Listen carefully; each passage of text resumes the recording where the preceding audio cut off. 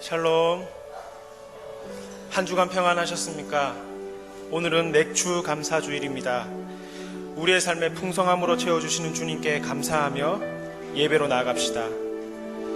여호와여, 내가 주께서 계신 집과 주의 영광이 머무는 곳을 사랑하오니 주의 제단에 두루 다니며 감사의 소리를 들려주고 주의 기이한 모든 일을 말하리다. 이스라엘아, 들으라. 우리 하나님 여호와는 오직 유일한 여호와시니 너는 마음을 다하고 뜻을 다하고 힘을 다하여 내 하나님 여호와를 사랑하라. 아멘. 전심으로 하나님 아버지께 찬양을 드립시다.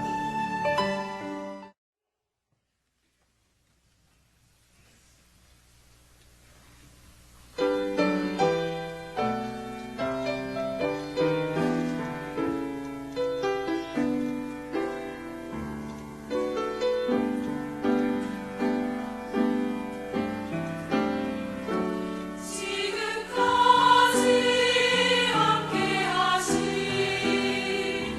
주님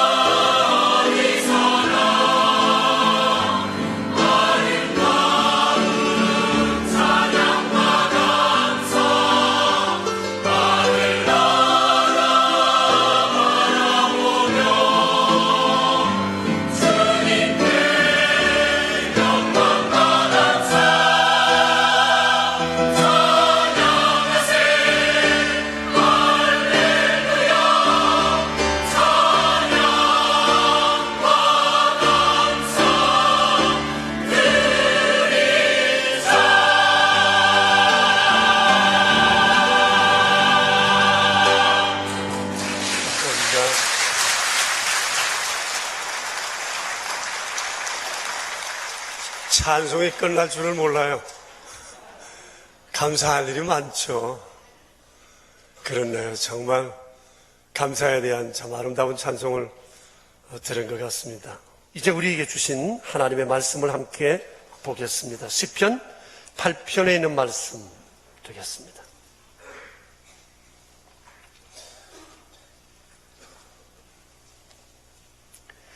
이는 살아계신 하나님의 말씀입니다. 이제 우리 하나님의 말씀을 함께 받들어 읽겠습니다.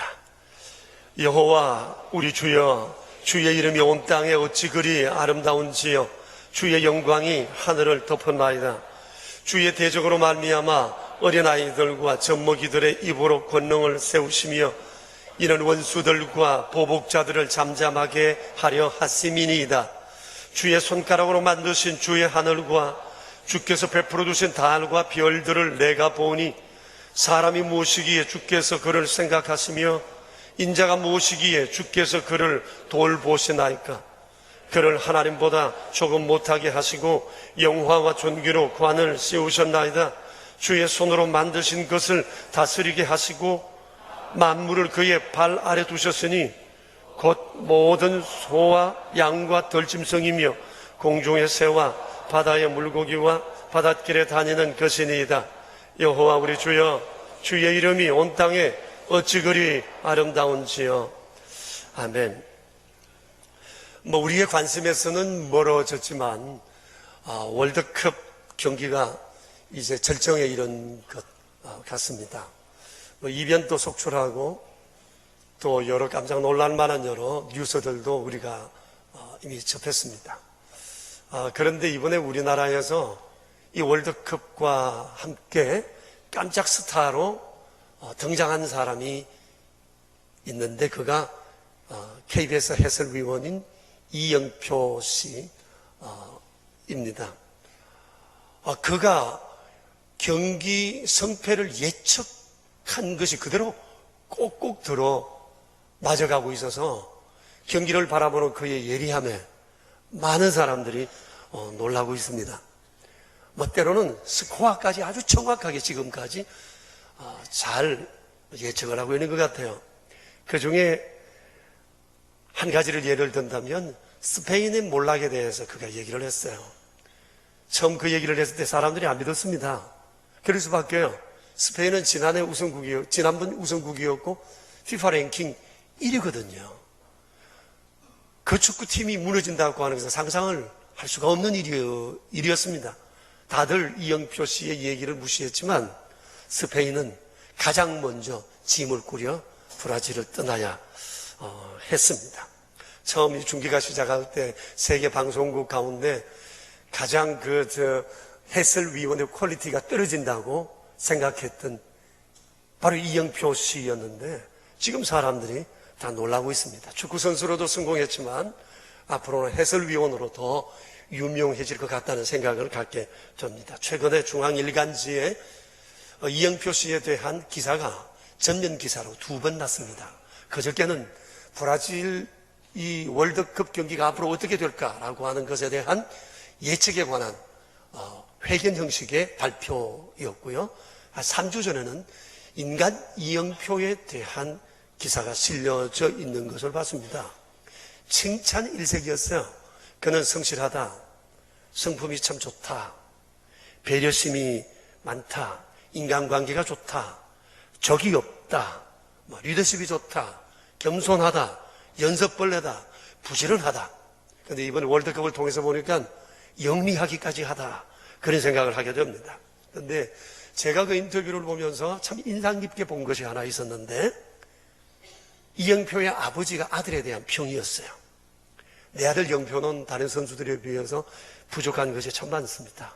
아시다시피 우리나라에는 내 아들보다 더 뛰어난 선수들이 굉장히 많고 신체 조건이 좋은 사람들이 많았습니다. 그런데 그들 중에 많은 사람들이 자기 생활에 충실하지 못해서 중간에 주저앉아야 했지만 내 아들은 여러 가지 부족함에도 불구하고 자기 생활에 참 충실한 것이 오늘 여기까지 온 것 같습니다. 그리고 제 아들에게는 정말 좋은 습관이 하나 있습니다. 제 아들은 크고 작은 일에 항상 감사합니다. 가족들에게도, 친구에게도, 주변 사람들에게도 감사의 표현을 잊지를 않습니다. 이영표 주변에 있는 사람들도 이 아버지의 인터뷰 내용에 다 공감했습니다. 사실 이영표 선수의 얼굴에 보면 서였잖아요. 감사로 충만. 그 얼굴이 얼마나 선하고 밝고 맑은지 몰라요. 그 사람을 쳐다보면 다른 사람들의 마음도 아주 훤해지는 듯한 그런 느낌을 갖게 줍니다. 저는 그 부친의 얘기를 들으면서 이영표가 많은 사람들로부터 칭찬받는 이유가 뭘까를 생각해 봤습니다. 한 가지로 꼭 꼬집어 얘기하기는 어렵겠지만 제가 보기에는 그가 참 독실한 크리스찬이라는 거, 그 속에서 배운 우러나오는 이 감사가 아닐까 하는 생각을 합니다. 여러분 생각해 보세요. 감사하는 사람은 누가 봐도 얼굴이 아주 편안합니다. 욕심이 없어 보이고 적의감이 없어 보입니다. 그래서 이런 사람을 좋아하지 않을 수가 없는 거죠. 그러니까 감사는 인격의 큰 장점이고 성공에 아주 중요한 삶의 요소가 된다고 말할 수가 있을 겁니다. 작년에 그 얼굴 경영이라고 하는 책을 구입해서 읽은 적이 있습니다. 10년 좀 지난 책이라 절판이 되었더라고요. 전국 서점에 한 권도 없어요. 그래서 그 기독교 토부 서점 그 백창혁 집사님께서 어찌어찌 하다가 중고를 한 권 구해 주어서 그걸 읽었습니다. 제목대로 얼굴이 삶을 경영한다는 거예요. 인상, 얼굴, 이것이 그의 삶에 큰 몫을 한다.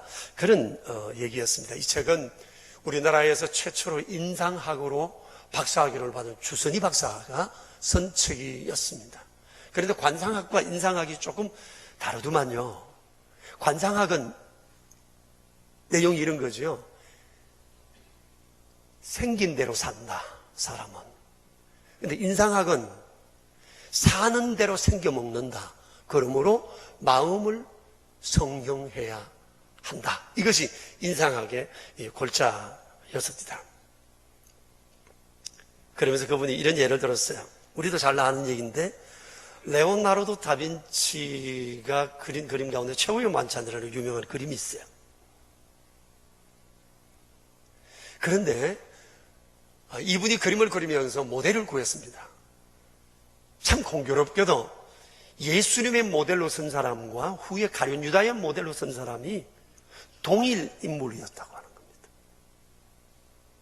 참으로 경건한 사람의 모델을 찾아 예수님의 얼굴을 그렸는데, 그리고 얼마 뒤에 정말 추하고 타락한 사람을 찾아 또 모델로 썼는데 그 사람이 바로 그 사람이었다고 하는 겁니다. 여러분, 몇 년 사이에 사람이 어떻게 그렇게 추하게 달라질 수가 있을 걸까요? 여러분, 돈이 없으면 사람이 추하게 되는 건 아닙니다. 생각이 사람을 추하게 한다고 하는 겁니다. 그러니까 우리가 무엇을 바라보고 무엇을 생각하며 사느냐라고 하는 것은 너무너무 중요해요. 그래서 그 저자가 이런 얘기를 합니다. 그렇기 때문에 소리를 내서 행복을 불러들여라. 좋은 하루를 만들기 위해서 눈 뜨는 순간부터 나는 행복하다고 크게 외치라. 그 외침이 생각이 되고, 생각이 행동이 되고, 행동은 습관이 되고, 습관이 운명이 될 거라고 하는 얘기입니다. 실제로 그런 실험들을 해봤지 않습니까? 실험을 해보니까 사람의 뇌세포의 90%는 내가 생각하고 말하는 대로 움직여 간다고 하는 겁니다. 내가 행복하다라고 말하면 이 뇌는 행복한 방향으로 움직여 가고, 내가 감사하는 마음을 하고 말을 하고 감사하는 생각을 하게 되면 감사한 일들이 내 안에 끊임없이 생각이 나고 그것이 삶에 창조된다고 하는 겁니다. 그런데 나는 망했다, 못 살겠다, 이제 끝이다고 생각하면 뇌세포가 그런답니다. 그래, 너 죽어라. 그런답니다. 자, 그러니 여러분 생각해 보세요. 뭘 생각해야 할까요?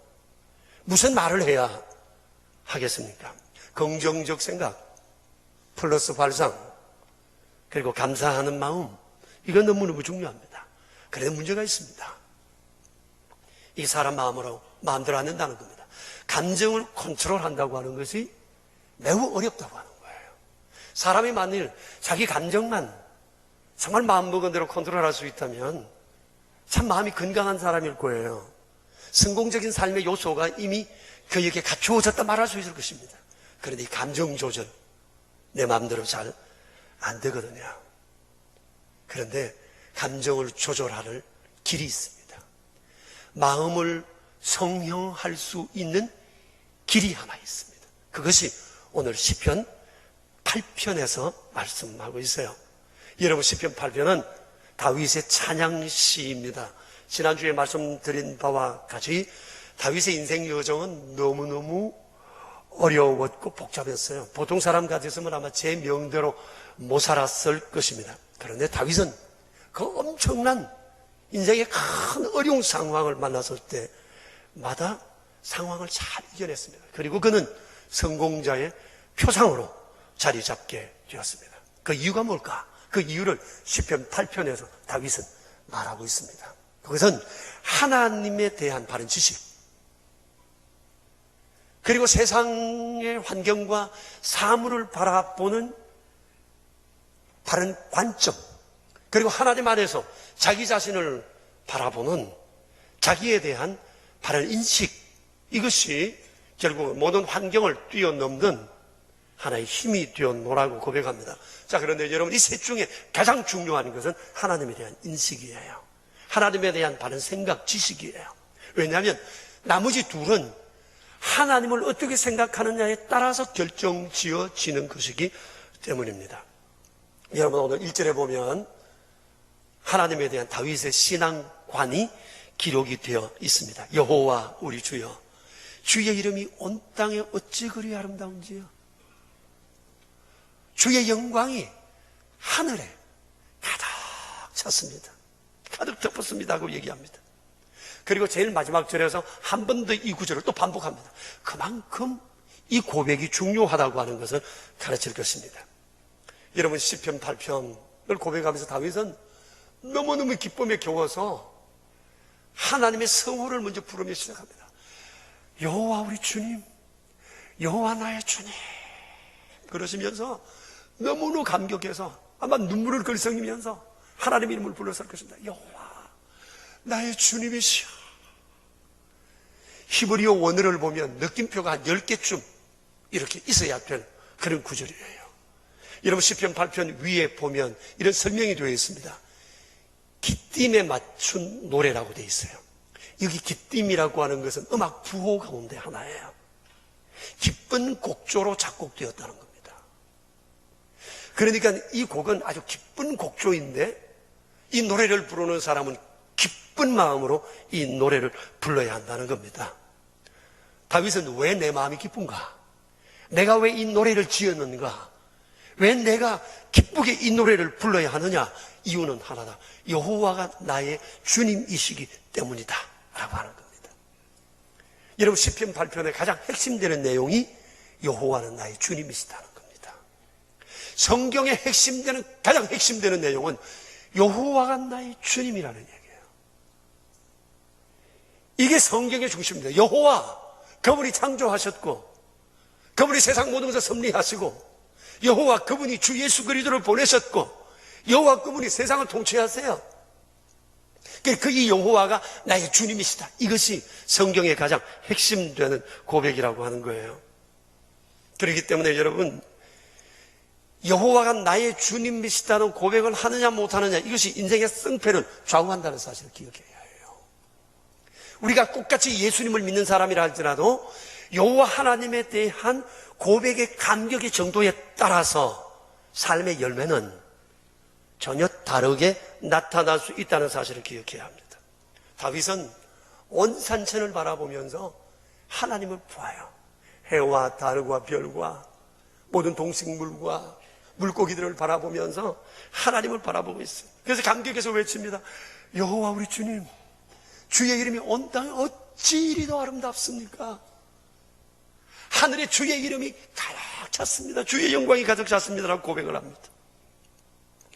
여러분, 우리가 여호와라는 말을 자주 하는데 그 뜻이 뭐죠? 여호와는 하나님의 조남이에요. 그 뜻은 하나님의 통치자시라는 겁니다. 하나님은 또 언약에 성실하신 분이시다 하는 것입니다. 언약을 세우시고 언약에 성실하신 이 하나님께서 나와 함께 하시고 나를 위해 존재하시고 나를 위해 활동하신다. 그것이 바로 이 여호와라는 이름의 뜻이에요. 사실 다윗은 인생의 고난을 통해서 여호와의 이름을 실제적으로 경험했어요. 너무너무 어려운 일 속에서 정말 여호와께서 자신의 삶의 한가운데 들어와셔서 자기를 위해서 활동하시고 역사하시는 여러 가지 모습을 보면서 그는 여호와가 나의 주님이시라는 사실을, 여호와를 머리로만 아니라 삶으로 체득하고 몸으로 체득하게 되었습니다. 그래서 세상에 하나도 부러운 게 없었어요. 여호와 하나님 한 분만 계시면 부러울 게 없다는 거예요. 두려울 것도 없다는 겁니다. 여호와는 다윗에게 있어서 만능 열쇠, 인생의 힘과 권능, 감사의 유일한 조건이 된 겁니다. 여호와 나의 주님이시다. 이것이 다윗의 인생을 흔들어 놓은 아름다운 고백이라고 하는 거예요. 다윗은 온 만물을 보면서 이것을 절절히 또 깨닫는 겁니다. 여호와의 이름이 온 천지 너무너무 아름답고 온 하늘을 다 덮었다고. 그러면서 하늘의 별, 달, 모든 만물을 보면서 너무너무 아름다운 그것을 찬미하면서 그가 얘기합니다. 이렇게 아름다운 것을 만드신 하나님도 너무너무 아름다운 분이시라고 생각을 하고 있어요. 그러니까 그는 만물을 바라보면서 전부 다 주님께서 손가락으로 친히 만물을 만드셨다는 것을 생각하면서 그냥 보이는 것이 아니에요. 이런 것을 보면서 하나님의 마음을 읽은 겁니다. 이건 왜 이렇게 만드셨을까? 저건 왜 저렇게 만드셨을까? 이 색깔은 왜 이렇게 하셨을까? 하나하나 보면서 그렇게 메이드 인 여호와, 이걸 보니까 하나님의 마음을 모든 만물을 통해서 읽을 수 있는 거예요. 그러니까 아름답지 않은 게 없어요. 하나님의 마음이 다 보여요. 온 만물을 보면서. 제가 제 아내와 산을 다니면서 나뭇잎파리나 낙엽이나 꽃을 보면서 제가 늘 그럽니다. 여보, 너무 아름답지 않아? 이야, 어쩜 이렇게 만드셨을까? 그러면 제 아내가 하는 얘기가, 여보, 모든 게 아름답다는 것은 나이를 먹는다는 증거예요. 그런데 이제 이 성경을 보니까 이게 믿음이 커가는 증거다 하는 생각을 제가 갖게 돼요. 그러니 다윗이라는 사람은요, 하나님의 생각으로 가득 찼어요. 눈에 보이면 하나님께서 저렇게 만드셨구나, 저렇게 하셨구나. 바람이 불 때도 하나님이 이렇게 불게 하시고, 태풍이 불 때도 하나님 생각하고, 구름이 끼었을 때 하나님 생각하고, 이 사람 생각에는 하나님 생각으로 가득 차 있어요. 만물만 아니라 되어지는 세상의 모든 환경들을 보면서도 저 하나님의 손가락으로 움직이시는 거예요. 하나님이 하시는 거예요. 저 사람 마음도, 저 사람 행동도, 이런 사건도 다 하나님 배후에서 다 역사하시는 거예요. 생각하니까 불평할 게 없어요. 하나님이 다 하신다고 생각하니까 하나님 또 뜻이 있으시겠지. 아름다운 하나님께서 나쁜 것을 주실 리가 없잖아, 이런 생각을 하는 거예요. 자, 그러니 생각해 보세요. 만물을 통해 하나님을 생각하고 만물 속에서 하나님을 바라보고 하나님의 섭리를 생각하는 사람과 그냥 되어진 현상만 바라보는 사람과는 세상을 보는 눈이 다른 거예요. 보는 생각이 다른 거예요. 이게 없으면 늘 보이는 대로 불평하고 원망하고 판단하고 살아가지만 배후에 하나님께서 손가락으로 친히 움직이신다는 사실을 믿는 사람은 모든 것에 감사할 수밖에 없는 겁니다. 그래서 다윗은 끊임없이 하나님 앞에 그런 감사를 드렸어요. 그러면서 하나님을 보고 자기 자신을 보니까 또 자기 자신이 아주 새롭게 보이기 시작합니다. 주의 손가락으로 만드신 주의 하늘과 주께서 베풀어 주신 달과 별들을 보니 사람이 무엇이기에 주께서 저를 생각하시며 인자가 무엇이기에 주께서 저를 돌보시나이까. 하나님을 알기 전까지는 자기 자신을 제대로 보지를 못했지만 이제 하나님 보고 자기를 보니까 자기가 보여요. 자기가 이해가 되고 삶의 여러 가지 환경이 해석이 되는 거예요, 새롭게.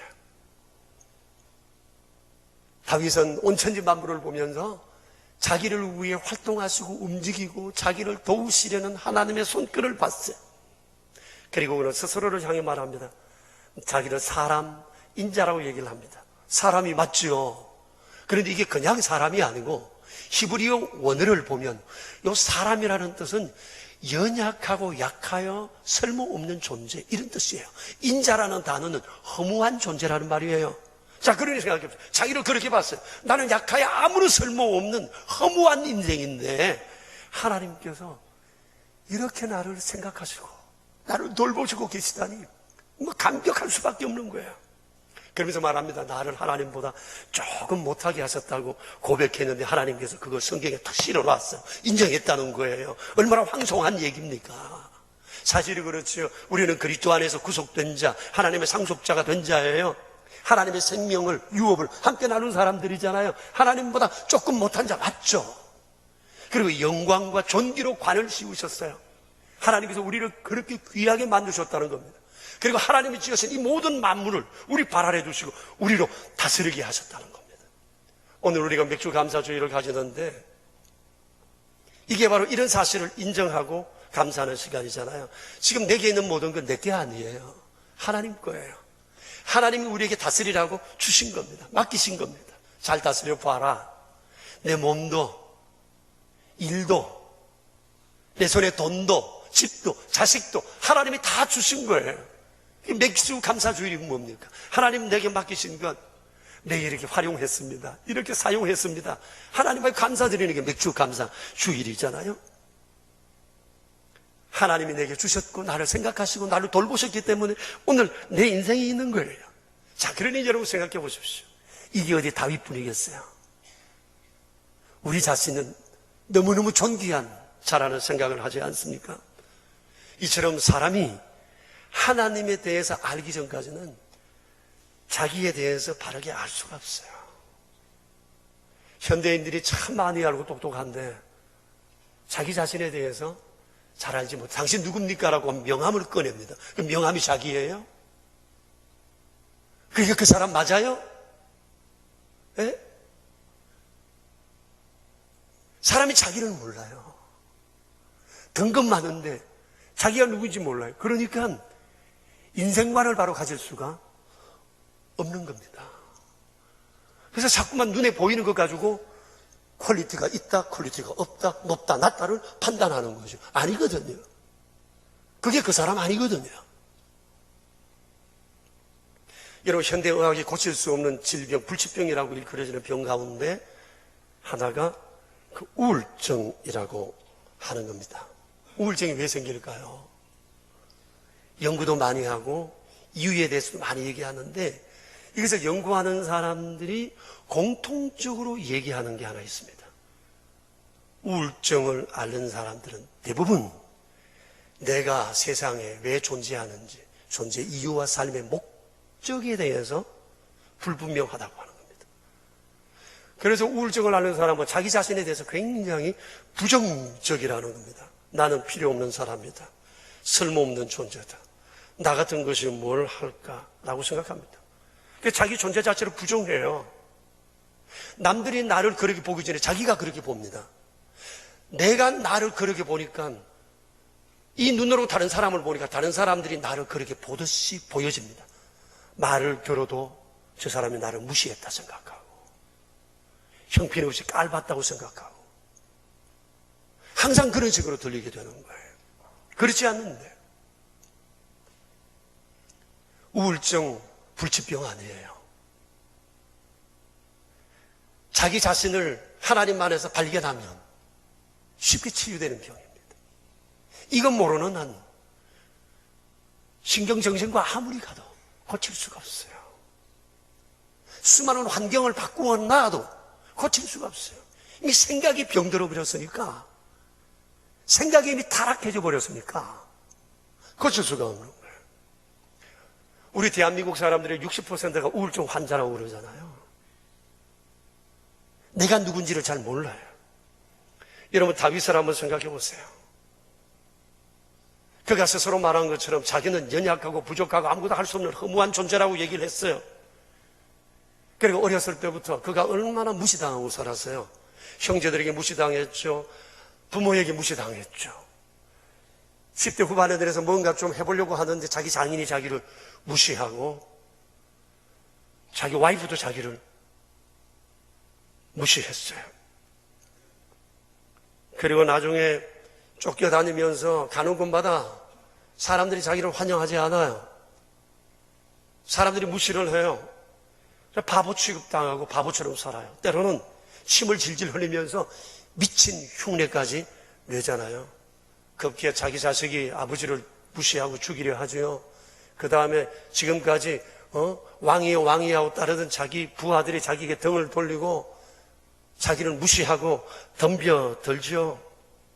요즘 표현대로 말하면 하루아침에 직장에서 잘리고 사람들로부터 따돌림 당하고 돈 떨어지고 명예에 아주 치명적 손상을 입고 갈 곳조차 없게 된 상황, 그것이 바로 다윗의 상황입니다. 자, 보세요. 다윗을 우울하게 한 일들이 얼마나 많았는가라고 하는 거예요. 수십 년 동안 그랬습니다. 그런데 그가 어떻게 이 우울감을 극복했을까? 시편 8편에서 그는 그것을 말씀하고 있습니다. 하나님을 생각하고, 하나님 생각하고 세상을 보고, 세상 돌아가는 일들을 보고, 나 자신을 보니까 세상을 대하는 해석이 달라지게 되었다고 하는 겁니다. 이게 승리의 요인이 되었어요. 이걸 영성이라고 그래요. 다윗은 이런 영성을 가지고 있었어요. 영성의 힘입니다. 어떤 영성을 가지느냐, 이게 중요한 겁니다. 영성을 신기하게 생각하지 마세요. 신비한 것으로 생각하지 마세요. 영성이란 성경 안에서 성경적 믿음을 갖는 것이에요. 영성에도 컬러가 있어요. 하나님의 함량이 얼마나 많으냐 적으냐에 따라서 영성의 컬러는 달라져요. 다윗 같은 사람은 하나님 함량이 100% 영성을 가진 사람이에요.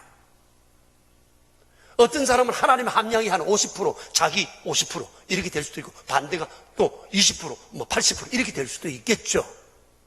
영성에도 색깔이 있어요. 그런데 세상을 이길 수 있고 환경을 뛰어넘을 수 있는 그 힘은 어디 있느냐? 영성의 힘이라는 거예요. 다윗은 이 영성이 하나님의 영성으로 가득 차 있는 사람이었습니다. 사랑하는 여러분, 세상 살기 힘들어요. 내 감정 컨트롤하기 어려운 만큼 세상의 일들은 아주 복잡해요. 어떻게 이길 수 있을까요? 여러분, 시편 8편을 많이 묵상하시기를 축복합니다. 우리 안에 이 영성을 갖추게 되기를 바랍니다. 요한 켈빈이라는 사람이 있는데 16세기 종교개혁자입니다. 루터가 앞서 활동했다면 이 모든 종교개혁의 뼈대와 신앙적, 신학적, 성경적 바탕을 만든 사람이 요한 켈빈입니다. 자, 그분이 장로교회를 창시하신 분이세요. 그래서 성경에 대해서 박사라고 말할 수 있겠죠? 이분이 제일 좋아하는 성경이 시편 8편입니다. 여호와 우리 주님, 주의 이름이 온 땅에 어찌 이리 아름답습니까? 주의 영광이 하늘을 덮었습니다. 사람이 무엇이 간지 주께서 저를 생각하시고 인자가 무엇이 간지 주께서 저를 돌보십니까? 하나님이 지으신 모든 것을 내 발 아래 두시고 나로 다스리게 하셨나이다. 평생 이 고백을 하며 산 사람이 요한 켈빈입니다. 이 성경을 보고 로마 캐토릭을 보니까 로마 캐토릭 타락한 게 보입니다. 여호와의 자리에 교황이 올라가 있는 게 보였습니다. 이 말씀을 의지하고 보니까 세상 돌아가는 이치를 알 수 있었습니다. 용기가 생겼습니다. 그래서 그는 하나님 앞에 감사할 수 있었고 자발적 헌신을 할 수 있었어요. 오직 하나님의 이름을 높이면서 살 수 있었던 겁니다. 여러분, 이 말씀을 곰곰이 묵상하세요. 오늘 묵상하시고 우리 평생도록 묵상하시고 컴퓨터로 다운받으셔서 지갑에도 넣으시고 집에 곳곳에 붙여놓았으면 좋을 것 같아요. 이 말씀이 내 안에 묵상되어질 때 마치 내 안에 구름이 뭉게뭉게 피어오르듯이 하나님의 영성이 내 안에 점점 가득 차가는 것을 보게 될 것입니다. 지난 2월 달에 제 건강에 아주 심각한 문제가 생겨드렸습니다. 여러분은 모르시지만 돌발성 난청이 생긴 것입니다. 아침에 일어났는데 귀가 안 들리는 거예요. 귀가 조금씩 나빠지더만 저녁이 됐는데 귀가 먹통이 된 거예요.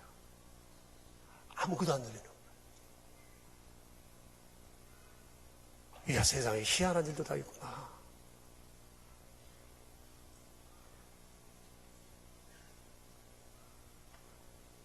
여러분, 한쪽 귀라도 완전히 안 들리니까요, 소통이 어려워요. 내 말소리가 얼마나 큰지, 저 사람이 어느 정도 들었는지, 특히 마이크를 통해서 나가는 이 소리가 울리기 시작하는데 분간이 안 돼요. 이 귀라고 하는 것이 소리를 들으면서 말을 하고 사고의 깊이를 더해주잖아요. 골이 울리고 다 울리니까 사고가 안 되는 거예요. 많이 불편했지만 그대로 새벽 기도도 인도하고 주일 예배도 인도했습니다.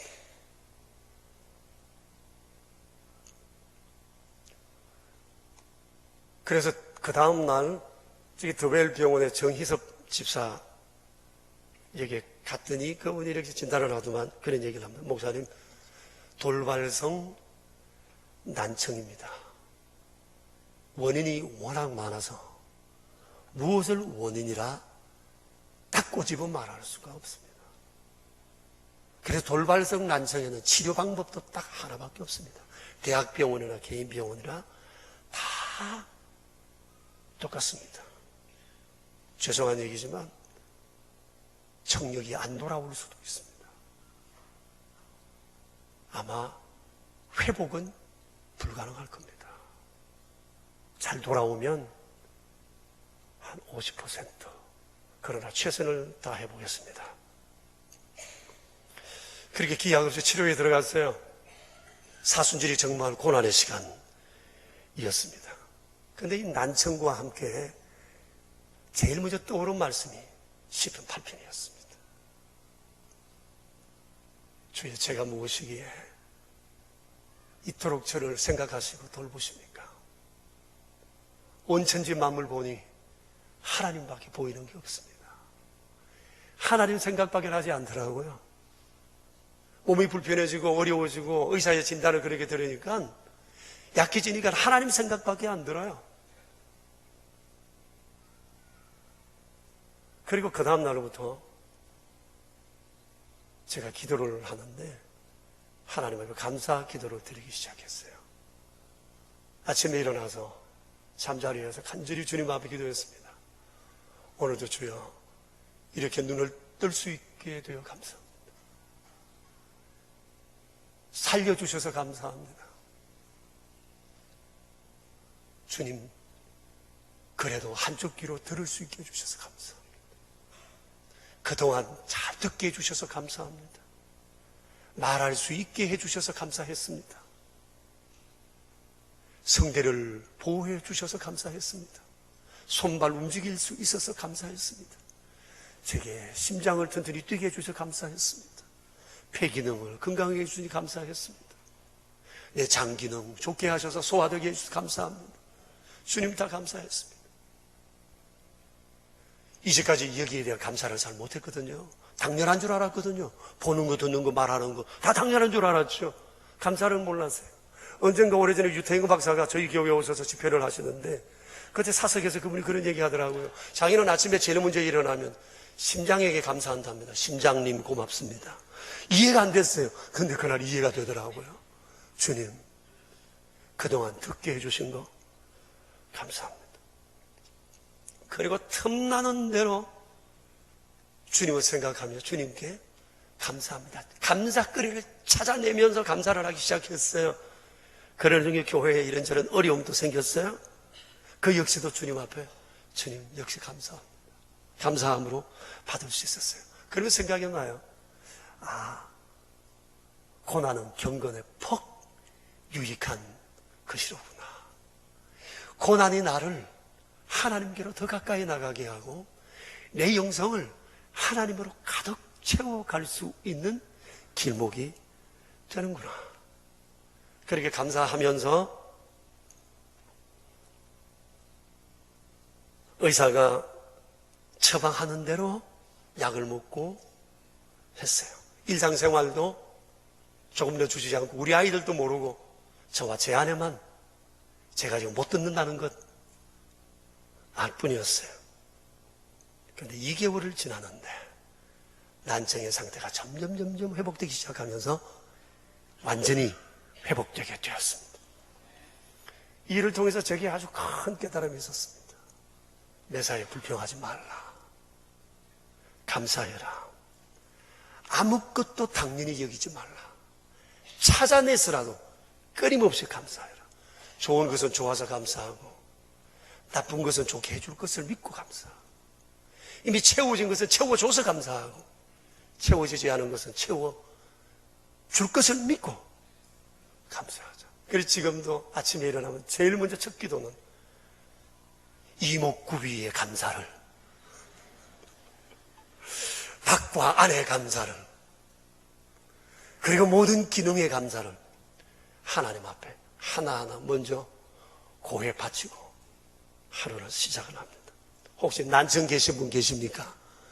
제가 처방 드릴게요. 감사해 보세요. 감사해 보세요. 난청분이 계세요. 이런저런 병으로 고생하시거나 인생의 삶의 문제로 어려운 분이 계시면 하나님 앞에 감사해 보세요.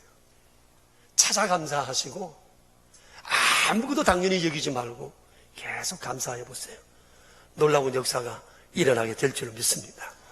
여러분, 우리 그리스도인들은 감사하지 않을 수 없는 사람들이에요.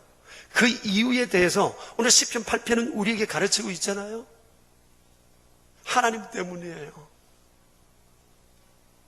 하나님 생각하니까 세상 만물이 다르게 보여요. 세상 되어지는 삶의 여러 가지 섭리가 새롭게 해석이 되어져요. 나 자신을 새롭게 이해하게 되어져요. 여호와는 나의 주님이시다. 여러분, 이거 잊지 마세요. 이거 잊지 마세요. 너무너무 중요한 고백입니다. 가장 핵심되는 신앙 고백이 여호와는 나의 주님이시다. 우리가 이거 붙잡고 이 고백하고 여호와 안에서 세상의 모든 것들을 바라보면 내 눈이 다시 열리게 될 줄로 믿습니다. 우리가 시편 8편을 깊이 묵상하는 중에 우리가 다윗과 켈빈의 믿음의 계보를 이어가는 아름다운 영성의 사람으로 변하게 될 줄로 믿습니다. 우리 함께 기도하겠습니다. 여러분, 한번 자신을 돌아봤으면 좋겠습니다. 믿는다는 것 다 똑같지 않습니다. 믿음의 칼라 다르고 영성의 칼라가 다 다릅니다. 얼마나 하나님으로 내 안에 가득 채워져 있느냐에 따라서 영성의 순도는 달라집니다. 그들 다 성경책 들고 있지요. 노래하지요. 다 이런저런 일 하지요. 속에 든 것도 많아요. 아는 것도 많아요. 그런데 중요한 것은 하나님이 얼마나, 하나님의 순도가 얼마나 그 안에 들어있느냐. 이게 중요한 거예요. 나로 꽉 채워진 것을 영성이라고 말하는 사람 있지요. 자기 영성입니다. 어떠세요? 나의 영성은요, 다윗은 하나님으로 꽉 채워진 사람이었어요. 누구도 그를 건들 수가 없었어요. 모든 환경에 지지 않고 이길 수 있었던 것도 바로 그것이었어요. 감사해 보세요. 그러면 영성이 회복되기 시작할 거예요. 감사가, 주여 남은 내 인생 그렇게 살게 해달라고 우리 하나님 앞에 이 시간 함께 기도했으면 좋겠습니다. 합심해서 기도합시다.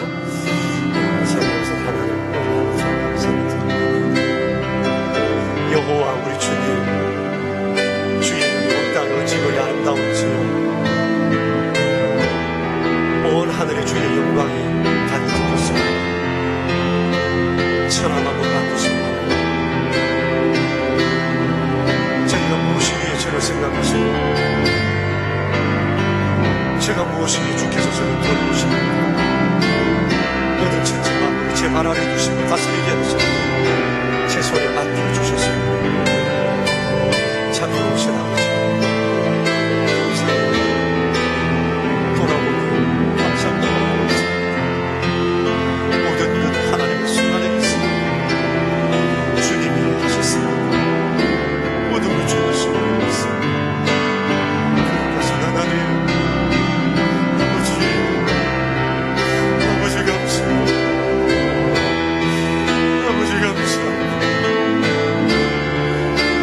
아버지 감사합니다.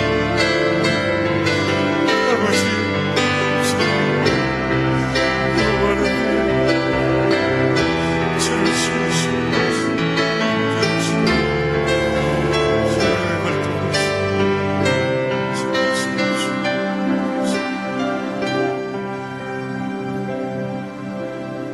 주님, 여호와 나의 주님, 숨이 붙어있어 산다고 사는 것이 아니고 교회라와 주의 이름을 부른다고 다 똑같은 믿음은 아니라 생각합니다. 다윗 시대 때나 오늘 저희의 시대나 믿는 사람은 얼마나 많습니까마는 다윗의 영성과 그 주변에 있는 사람들의 영성은 사뭇 차이가 있었습니다. 하나님으로 순도 100% 가득 채워진 다윗, 그 아름다운 사람. 그래서 그는 세상 모두가 아름다웠고 하나님도 아름다웠고 세상에 크고 작은 일들을 만났으나 그건 역시도 하나님의 눈으로 보았고, 그렇게 그의 영성은 하나님으로 찬란하게 빛나는 영성이었습니다. 여호와, 그 이름으로 저희를 부르시고 저희와 함께 하시고 저희 안에 계시고 생각하시고 돌보시고 이끄시고 채우시고 비뚤어진 생각 바르게 갖게 하시고 안 보이지만 영혼 안에서 볼 수 있게 하시고 약하나 곁에 계셔서 강한 자로 세워주시고 원망을 뛰어넘어 주를 생각하며 감사하게 하시고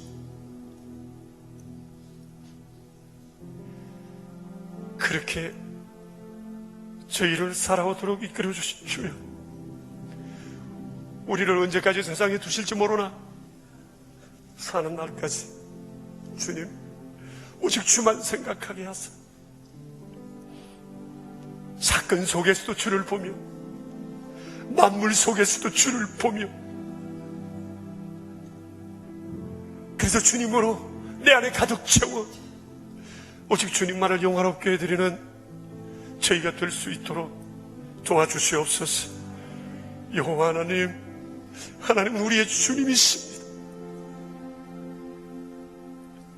주의 그 크신 영광으로 하늘을 덮으시고 온천지 주의 아름다움으로 채우신 것처럼 주님은 여전히 저희를 아름답게 하십니다. 주의 앞으로 우리의 남은 세월이 정말 그렇게 주말을 생각하는 그런 세월이 되게 하여 주시옵소서. 예수님의 귀하신 이름으로 기도합니다. 아멘. 존귀하신 여호와 우리 하나님 아버지, 감사를 드리오며 베풀어 주시는 정을 기억하고 이 시간 구별하여 예물을 드립니다. 내 것 아니고 주께서 주신 것, 맡기신 것, 돌보라 하신 것 중에 구별하여 얼마를 주 앞에 드립니다. 모든 것 다 주신 주님 앞에 우리는 얼마나 인색한지, 얼마나 주님을 향한 생각이 적은지 부끄러운 마음으로 이 예물을 드려옵니다. 주여, 오늘도 맥주 감사의 날을 맞아 감사 예물로 구별하여 드린 손길 있습니다. 주님, 앞으로 주의 거룩한 영성 저희들에게 가득 채워주셔서 세상을 능히 이길 믿음을 충만케 해주시기 바랍니다. 11조 예물을 드리고 또 다른 감사와 주정 헌금과 완달라 선교 헌금과 사랑의 식탁과 오른손 헌금을 주 앞에 드린 귀한 손길들 기억해 주소서. 영원히 주의 영광만을 찬미하는 자들이 다 되도록 주님 도와 주시옵소서. 우리 구주 예수 그리스도 이름으로 기도드리오며 이제는 만왕의 왕 되신 주 예수 그리스도의 은혜와 만유의 주제가 되시는 아버지 하나님의 그 크신 사랑하심과 우리의 인도자 되시는 성령님의 교통하심이 모인 저희 무리들과 명절의 모든 가족들과 주님의 몸 되신 교회 위에 이제로부터 영원히 함께 계시옵기를 간절히 축원하옵나이다. 아멘.